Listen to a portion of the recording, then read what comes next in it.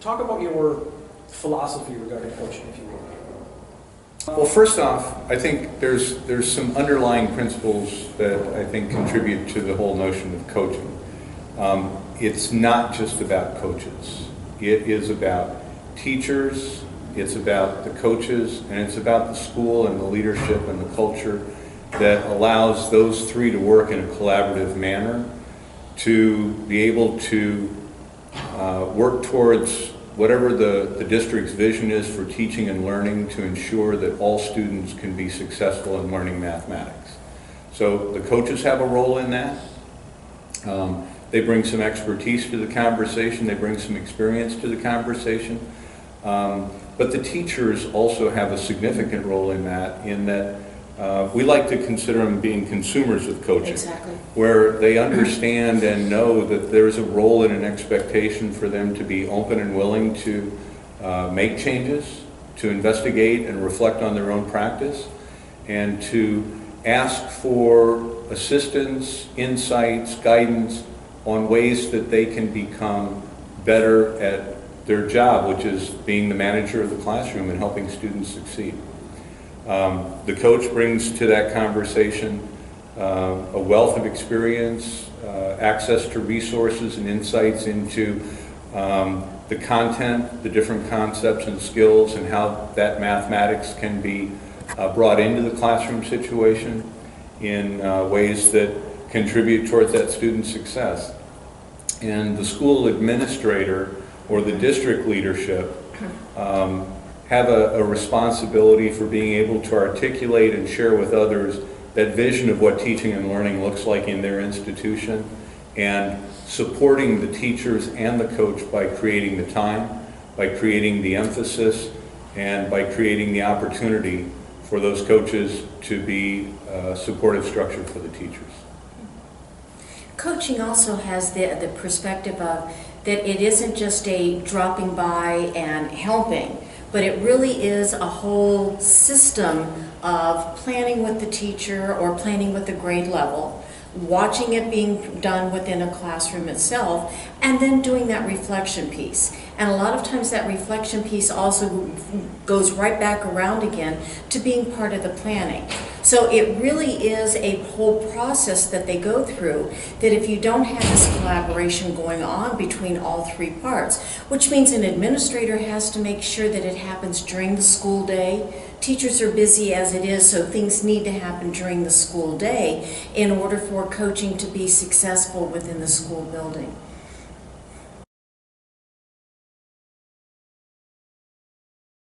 Are there any non-negotiables to any coaching model that we might be considering?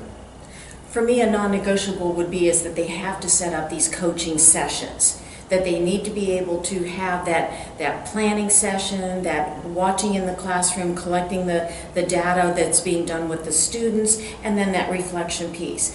Without that, you really are losing the whole coaching piece, but what it becomes is more of a consultation. I'm just dropping in, oh yeah, I saw this and this and this. The other non-negotiable for me is that a coach could not be an evaluator.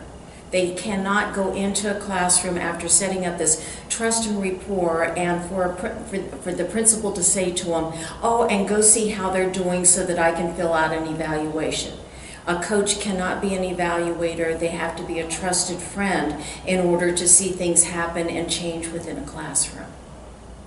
I think I would just second those. I think it's critical that that evaluative role is not part of the coaching responsibility.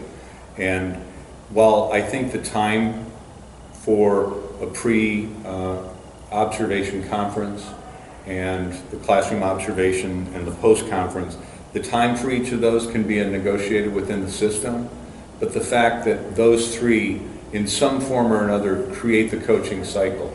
There has to be this cycle that is an engaged, embedded professional development model that is supported by the administrator, implemented by the coach, and engaged in by the teacher.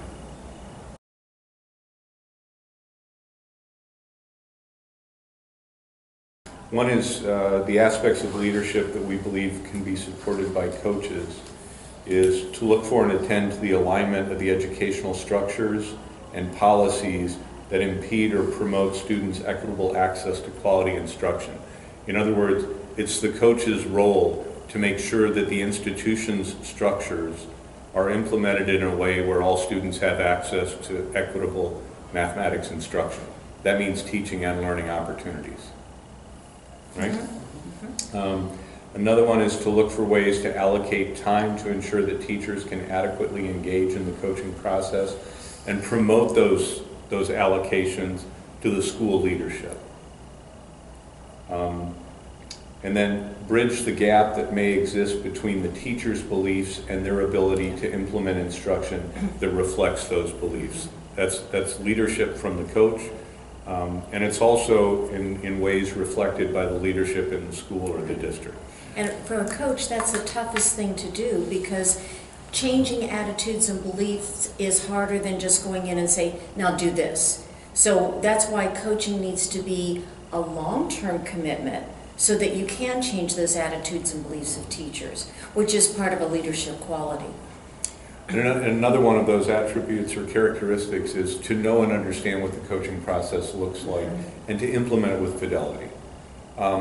And that is, it's a leadership role that the coach brings into the process, but it's also a leadership role that the district or school needs to be cognizant of in order to create the opportunities for that support to be implemented by committing the time and the resource. Oftentimes it may require on the part of the district or the school making available a substitute who can come in and help the teachers rotate out, whether they're using peer coaching with other classrooms where they implement, or whether it's to create the time for the teacher to work with the coach. And I just want to be real clear about something. I keep saying the school or the district, and I'll tell you why I say that. We work in situations where we work with urban and suburban schools, which are one institution in the larger district context, but we also work with a number of schools that are operating in a rural context, and that's a district position, because they may have one coach that's operating within the district, providing services at different grade levels.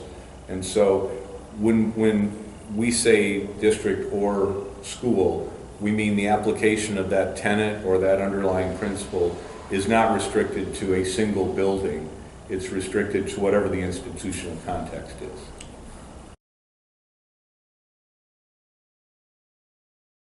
Are there any particular strategies that you have seen or found useful for coaches when they're implementing these things that we've just been discussing? In many cases, it's allowing coaches to know that they are leaders. Many of them are just coming fresh out of the classroom. They don't see themselves as leaders. So by giving them that go-to-ness and saying, okay, you really can do this. You do have permission to, and then fill in the blank for what's there. But that's the administrator's job, to help them feel comfortable within the school. And with that administrator, they're setting up this whole culture of learning within their building, which is saying the coach just isn't here to spy on you, but this coach is something that we're all going to do as our own professional learning. So within this professional learning becomes this leadership that the coaches are learning to become. And also at the same time, teachers are learning. Because many times if a coaching program is having to be moved off to the side, teachers still keep it going because they've learned how to talk to one another and to be able to set up those reflection questions, whether it's done as a team or I have that little angel sitting on my shoulder and saying, all right, so how do you think the lesson went? And asking all of those questions that a coach did to be able to get you to think. So I think this leadership piece is very, very broad. It isn't just something that's restricted to administrators, but it really becomes the administrator, the coach, and the teacher, again coming back to that collaborative partnership. Yeah, I think a couple other strategies to consider is I think the coach has a role in if they're implementing professional learning communities or grade level groups or grade level bands within the building or the district, that the coach has a role to be able to work with the PLC leadership to help provide guidance or model for them ways that they can plan for and engage the other teachers in that professional learning community. I think there's also an excellent opportunity for the coach to come in and work with both the teachers and the school administration to ensure that they have a clearly articulated vision for teaching and learning. It's our experience that oftentimes there's perhaps an unstated expectation, but with other situations when you don't have it clearly articulated, it's really hard to determine whether or not you're meeting the mark, whether you're actually working towards that common desirable outcome. And so the coach can find themselves in a unique leadership role to be able to bridge that gap between both the teachers and the administrators to ensure we're all working in the same general direction here, and we have the same desirable outcome, and that is student success in mathematics. It sounded like you were referring earlier to some building of capacity, and is that a goal that should be in every coaching program? Is to build teachers' capacity to coach themselves, if you will? I think it needs to be part of that piece, just because funding for coaching tends to come in waves and then it leaves, and so it's one of those programs that does not have stability. There are administrators who know how to keep it within their building, using different resources and being able to have it going on regardless of how it's being supported by the district. But I think that whole capacity to be able to say, you can be coaching yourself. Or I have a peer that I respect. I want John to come into my classroom, watch what's going on, tell. Let's work together, let's do the same lesson and then come back and talk about it. So whether it's a coach sitting there physically and going through and getting you better at the math content and the math pedagogy, but it really is that whole idea of, can I start to take things over for myself? Can I become a coach of a coach? And that's another whole step that you start to get into. But it really is that whole idea that you are building capacity. Well, and the question was in part, what strategies are good for that leadership? I think one of the strategies that we've seen implemented in a couple different contexts is when the coach and the administrator engage in professional development that's targeted towards helping the coach continue to deepen their understanding and skill set, and engaging the administrator in that helps the administrator to better understand what the classroom situations look like and how mathematics doesn't look the same today as it did when perhaps they were a student of mathematics. And so just recently we were in a school district where the district had for teachers implemented Mathematics Studio, ways for the teachers to be able to engage in the observation of one of them leading a lesson and debriefing about that. Well, they switched that a little bit, and instead of it just being for teachers, they made it a coaching professional development and brought the coaches in to observe how that debrief and how that planning process worked, and brought the administrators in with them.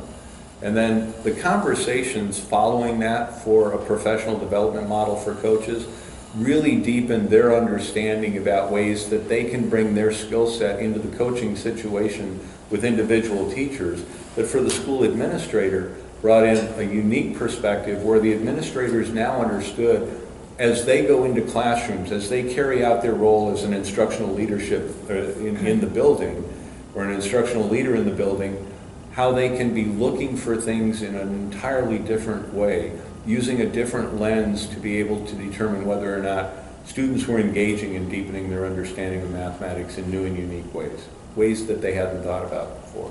So I think those are a number of strategies that could be useful. Yeah. That studio lesson is so powerful because everybody needs some kind of modeling. And for coaches who are first starting off or even have some kind of experience, knowing how to ask the right question at the right time, or how do you bring in content when a teacher doesn't truly understand the mathematics. How do you do it subtly enough so that you're not destroying their confidence? But this studio lesson really does give coaches a chance to be able to witness it and also debrief it as a coaching system. And I think another strategy that is useful is how coaching gets implemented in different institutions is somewhat different along a continuum, where it's voluntary participation in some situations, and in other situations there's an assigned role for the coach. We want you to work with this teacher. A strategy that I think helps to minimize the volunteerism aspect and create opportunities for everybody to recognize that they have a role in that meeting the mission of the school or the vision of the school is to encourage every teacher to try and identify one goal for this year that they want to use to improve their practice, to get better. We've worked in situations where nationally board certified teachers are seeking out the coach, and it's because they know that regardless of how good they are, there's always something new that they can learn. Things are in a continuous change process. And so by setting out at the beginning of the school year the expectation that every teacher in our building, in order to best meet the vision of what we want for teaching and learning, is to set up a goal and to seek out the coach over the course of the year and make sure that that goal is achieved and that you are improving your practice. It takes it out of a volunteer role, and it takes it out of an assigned role where there may be a misunderstanding and think, well, I'm only getting assigned a coach because I need help. No, we all need help, and the coach is there as a resource to help support becoming a better teacher. Let's turn to some challenges for teachers in particular. What aspects of this process that we've been talking about are most challenging, do you think, for teachers? One of the, I think, basic challenges for all teachers is to recognize that they have an active role in the process of being coached. That they have, if they don't bring to the coach a challenge that they're facing in their classroom, and they don't open themselves up to being receptive to new ideas, then the coach can work extremely hard, and the teacher can continue to do everything that they've been doing with no change in the practice, no change in the students' learning opportunities. So I think the hardest thing for teachers to recognize is that they need to bring to the coaching situation a desire to learn, a willingness to carve out the time necessary to meet with the coach, to honestly reflect on their own practice, and to set out for the coach things that they want to improve. Mm-hmm. For many elementary teachers, it's understanding that you may not know all of the mathematics. And so really trying to understand the mathematics that is there and be willing to try different pedagogy within your classroom rather than the worksheets that you've been doing year after year or the same skill and drill type of situations. But how can I improve my questioning so that the kids are going deeper within, which means I need to also understand the content itself. So that becomes you're making yourself vulnerable to others outside, because in many situations when an administrator says, I'm going to come in today and evaluate you, for your end of the year performance piece, you do that dog and pony show and you've practiced it 2 or 3 times and the kids know exactly what to do. But when a coach is there to really give you responses back in a reflective situation, you've made yourself very open to what's going on in your classroom. And if you've set up this rapport with one another that you can say, please stop me at any time, or give me the signal that that was not a good thing to do mathematically, or that if I'm furiously writing something down, it's okay, we're going to talk about it. But it's that whole idea that all of us can learn more, whether it's content or pedagogy, attitudes and beliefs, that all of that comes back to that coaching responsibility and the collaborative partnership that is so important. And I also think it's difficult for teachers to always believe that the coach can be helpful for them. It doesn't matter whether they're a new teacher or whether they're an experienced teacher that has a lot of years managing their classroom and providing great instruction. Sometimes the coach is viewed as that external person coming in to tell them how to do it right, when in fact the coach is coming in to help them explore ways to think about what they're doing, and is there a way to do that differently that may engage a handful of students that may not have otherwise been engaged. Anytime you have an extra set of eyes in the classroom and a belief that they're seeing things in the right perspective, that kind of feedback can really serve to help change what you're doing and how you're looking at your own practice. Yeah. And so believing that they're there as a helper and a support and another set of eyes that can provide insight and guidance is a very powerful way of approaching the coaching situation.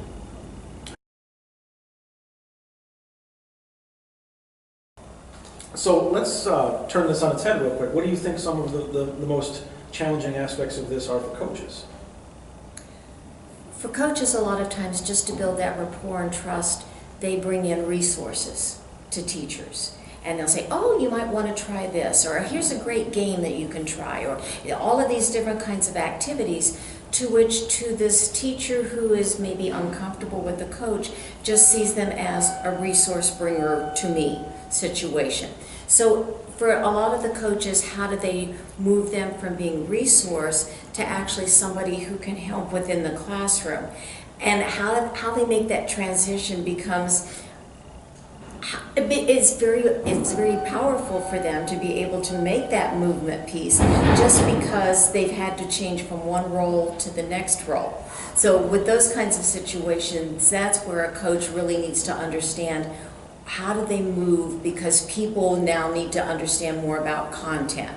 They need to understand more about what is happening with student engagement. Those kinds of things become more the center of conversation rather than, look, here's what I brought you from. Well, and I think another difficult thing, a challenge for a coach, is to not feel like they're intruding into the teacher's classroom. And that's why I think part of the role for the teacher is to seriously make sure that the coach feels welcome and that they have talked about what those roles and responsibilities look like before the coach comes into the classroom, so that the coach doesn't feel like those coaches were teachers. They still are teachers. And so they know and they understand how the classroom environment works and where that leadership comes from to orchestrate and navigate the learning process. And so they don't want to intrude, and they don't want to take away from that classroom teacher's role and responsibility. And it's hard for them as a coach to make that transition, to shift from, wow, I know what that feels like. So communication is critical to ensure that they can understand and work in the same space. And along those same lines, it's very challenging for the coach to know when to move into the teacher role in that classroom. Oftentimes, the teacher will ask the coach to come in and model a lesson. And when that's done really well, it's a great learning opportunity. When it is done where the coach is now teaching the lesson, but the teacher is really not there to learn from that. They've just gotten themselves a substitute teacher for that lesson. Or even add on to that part of it, that as the coach walks in to do some modeling, the kids get really excited because the lesson is engaging and it's spectacular. So every time the coach comes in, they're expecting that kind of a lesson, and to which the teacher is like, now, I can't reach that kind of a bar. And now you've got that rapport has kind of been broken between the teacher. So it really is that, how do you model, but at the same time you don't make it so exciting that the kids only want you to do the teaching when you were there. Well, and I think there's a negotiated process between the teacher and the coach where there's permissions given in advance, and part of the pre-conference, part of the purpose for that pre-observation conference is to talk about, for the teacher, if you see something, extending the invitation to the coach. If you see something, if you see a place where I could re-engage a group of students or ask a question differently, feel free to jump in and do that. And for the coach to know when to jump in and when to jump back out, so that it's not taking over the classroom and pulling that leadership away from the teacher, but working in a collaborative manner, partnering to ensure that the teaching and learning process is undertaken in a way that facilitates that student's success. And the power is that the kids start to realize that teaching isn't just something that you stand up there with the book and you read the instructions all the way through, but you really are getting into this, how do I present the question? And so as they say, okay, we're going to take a time out here and we're going to talk in terms of teacher and coach and we're going to reword something, the kids really appreciate that my teacher is learning how to teach. And it becomes a very powerful thing. And we've even seen situations where the kids would say, shouldn't he ask the question this way? Which, is another way for the kids to be able to say, I understand the difference between a question that is very closed, yes, no, and a question that could be worded so that I can give an explanation, which is powerful within any kind of classroom that's going on.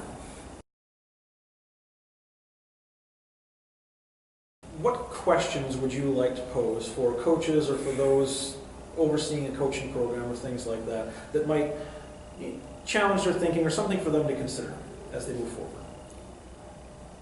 Well, I think one of the questions, if I can, is how much of the time for the mathematics coach is actually being spent in the coaching process? We find in a lot of situations, well, first off, the mathematics coach becomes a utility player in the structure of the system. And when we need somebody to take care of assessment results, well, the coach has time to do that.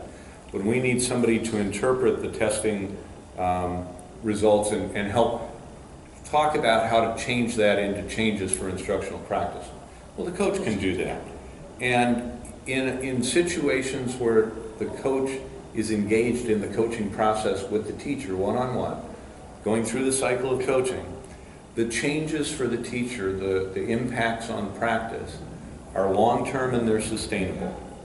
If the coach's role is diffused across far too many things, from resource gatherer to assessment coordinator and director of director of professional development, it minimizes their ability to actively engage that teacher in a learning and process that allows them to change practice and improve student learning. So to jump in just for a moment, doubtless many coaches could facilitate those conversations, but it seems like you're advocating for someone else to be doing that so the coach can be spending more time in the coaching process. Is that accurate? It becomes part of their routine that they do. But if it's on a continual basis where for 6 weeks they're having to look at the data results to be able to use with grade level groups, then they're not really helping out within a classroom. So, but there is a time where they need to be aware of what data is there for grade 4 so that we can at least start the conversation. That's a critical piece. That's why there's so many roles that coaches take on, that it isn't just coach, but it really is many, many things that they're going to be doing. But when a principal administrator says, and today you will be doing, and sometimes it's bus duty and playground duty, and these are teachers who are pleasers also. So it's hard for them to say no. That at some point they need to be able to say, my responsibility is coaching, and I have a meeting at 7:30 in the morning with this teacher to do some planning, and then I'm going, they basically need to plan out their day. So in reality, that whole idea as to the structure of time and the use of time becomes very, very critical, and the administrator has to help out in those situations. Well, and in the institutions, the schools or districts, where there has been thoughtful engagement and planning to strategically deploy a coach in the school or the district, then they've thought about what are the roles and expectations. They've articulated them in a way where the coach is serving in the role of a coach. And to have that time whittled away by other pieces minimizes the success of the program. And it also frustrates the teacher and the coach. They're not getting the time they need to do the things that they want to do collaboratively to help students be successful. Principals always want to know, and how is it going? Where they want to know in sometimes specific cases. So how is John really doing within the classroom? When basically it should be the generalized question of, within your coaching, what kind of gains are you seeing? So that it's not specific to any one teacher, which goes back to that evaluation piece. It really is just saying that keeping the principal in the communication loop, but while doing it within a communication loop, you're not talking one-on-one about what's going on within that classroom, but what's happening within the building from the coach's perspective. And I think another one of the questions that you want to be asking is, how does student data figure into the coaching conversation? Into the coaching conversation. And to me, that's an important distinction, because when the coach is in the classroom as part of the observation of the teacher engaged in the teaching and learning process, they're gathering data. They're gathering data around what the students are doing, what they're asking, how they're engaged in the mathematics lesson, and the results of what they're showing in terms of their understanding. The coach then is bringing that data out of the classroom and out of that context or out of that situation and bringing it back into the post-observation conference with the teacher, so that when they're talking about how did that lesson go, they're using the student data to inform that conversation. The teacher, as the manager in that classroom, is responsible for all 25 or 30 students. And it's very challenging for the teacher to be with every student all the time, to hear what they're saying and see what they're doing. But when the coach is in that observation and is able to take notes about what they're seeing and how those students are engaged in the learning process, it's much easier to have that conversation and talk about, well, this is what I saw. You may have missed it. This group of students over here had this going on, and that would have been a great solution to bring back into the class discussion, because it was unique, it was different. The decisions that teachers making in any classroom situation are a lot. So, and it's interesting to note that as I was listening to you were talking, you didn't say the words test scores and quantitative data and screeners and things like that. And so I'm just curious as to what your view is on the role of that particular type of data in these conversations. Well, I think there is a role for that, especially in the pre-classroom observation conference, where they're talking about what the lesson focus ought to be on. They're using the school data, they're using their classroom data, they're using student achievement data to guide that discussion around, students are having a lot of difficulty around the fractions and the concept of part and whole. Mm-hmm. So how are we going to take that information and use it to inform our lesson design and the sequence of teaching and learning to ensure that we can help them develop those concepts and skills? That is where I think that different level of data comes in. When the coach is in the situation itself, they're gathering a different kind of data.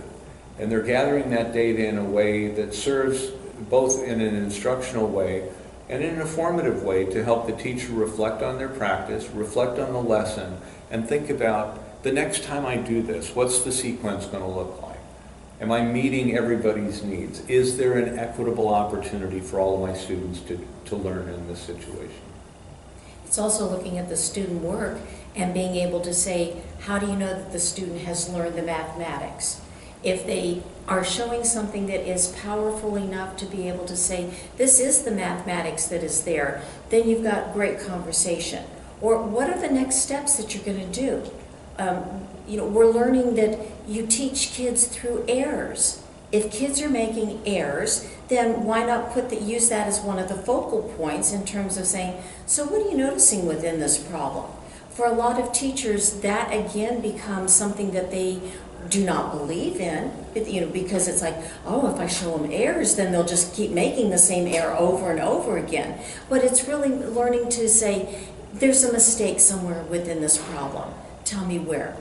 That's critical thinking. That's analytical thinking. And it's a whole different twist on, not just pinpointing and saying, haha, you made a mistake. But it really is, where is the mistake within this problem? And learning from that particular part of it. And again, that takes looking at the student work and looking at it intensely to be able to say, is this a good one to show, or is this a better one to show? Do you show both of them and do a compare and contrast? I think one of the other questions when you're thinking about the coaching program is, what are the ways that I want to continue to support my coach to improve their practice as a coach and as a teacher and a learner, so that they're in the best position possible, that I've ensured from the outset that I am providing to my teachers the greatest amount of support I can, so that, end result, all of my kids are being successful in mathematics. Excellent. Well, thank you both for joining us. We really appreciate your insights today.